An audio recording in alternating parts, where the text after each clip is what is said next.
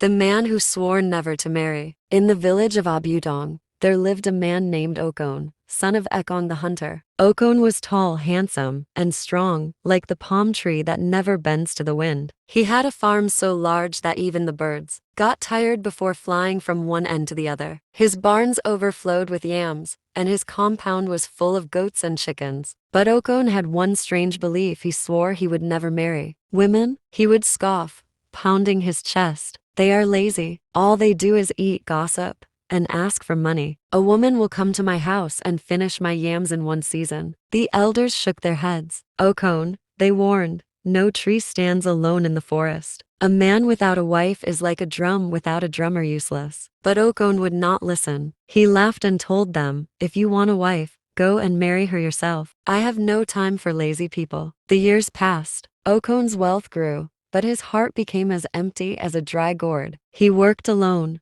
cooked alone, and ate alone. When he fell sick, no one brought him herbs. When his roof leaked, no one reminded him to mend it. The village boys, who once helped him on the farm, now had wives of their own and were busy raising families. One dry season, a great storm came. It blew off the roofs of many houses, including Okon's. His yams got soaked, and rats made a feast of them. His farm became too much for one man to manage, and his strength began to fade. One evening, as he struggled to lift a basket of cassava, a young woman named Adiaha passed by. She was on her way back from the stream, balancing a pot of water on her head. She saw him struggling and stopped. Baba Okon, let me help you, she said. Okon frowned. Go away. I don't need help from women. But Adiaha smiled and helped anyway. She carried the cassava inside and covered it properly. For days she returned to check on him, bringing food, helping him clean, and fetching water. When Okon finally recovered,